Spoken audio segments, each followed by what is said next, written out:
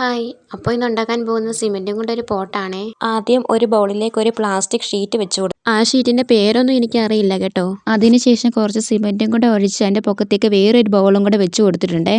ആ ബൗൾ തിരിച്ചെടുക്കാൻ പറ്റും എന്നായിരുന്നു എൻ്റെ ഒരു ധാരണ കേട്ടോ. ആ ധാരണ തെറ്റിപ്പോയേ. ആ ബൗൾ തിരിച്ചെടുക്കാൻ പറ്റുന്നില്ല കേട്ടോ. ഇനിയിപ്പോൾ അത് അവിടെ ഇരിക്കട്ടെ അല്ലേ. പ്ലാസ്റ്റിക് എല്ലാം പൊളിച്ചെടുത്തപ്പോഴത്തേക്ക് തന്നെ ആ ഷേപ്പ് വരുമെന്ന് ഞാൻ വിചാരിച്ചില്ല കേട്ടോ. ഞാൻ സിമെൻറ്റ് കുഴച്ചപ്പോൾ കുറച്ച് വെള്ളം കൂടി പോയായിരുന്നു. അപ്പോൾ ഇത് ഉണങ്ങും തന്നെ എനിക്ക് അറിയില്ലായിരുന്നു. എന്തായാലും നന്നായിട്ട് ഉണങ്ങി കിട്ടിയിട്ടുണ്ടേ. അപ്പോൾ ഇനി നമുക്ക് പെയിൻറ്റ് അടിച്ചു കൊടുക്കാം അല്ലേ. ഇത് കണ്ട് എനിക്ക് തേൻ്റെ മറ്റേ കട്ടയില്ലേ, തേനീച്ചക്കൂട്, അതുപോലെ തോന്നി കേട്ടോ.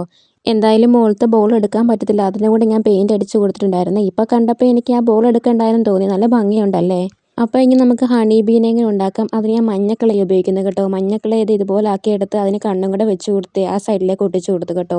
ഇതുപോലെ ഞാൻ 3 ഉണ്ടാക്കി ഒട്ടിച്ചു കൊടുത്തു. അതിൻ്റെ മുകളിൽ ഞാൻ ഒരു ആർച്ച് പോലെ വെച്ചിട്ടുണ്ടായിരുന്നു കേട്ടോ. അതിന് ഞാൻ പച്ച കളറുള്ള പെയിൻറ്റും കൂടെ അടിച്ച് കുറച്ച് പൂക്കളും കൂടെ ഒട്ടിച്ചു കൊടുത്തു. അതെല്ലാം ക്ലേയും കൊണ്ട് തന്നെ ചെയ്തേ. അതിൻ്റെ ഇടയിൽ നമ്മൾ ഈ പൂമ്പാറ്റയ്ക്ക് നീല കളറുള്ള പെയിൻറ്റും കൂടെ അടിച്ചു കൊടുക്കുന്നുണ്ട് കേട്ടോ.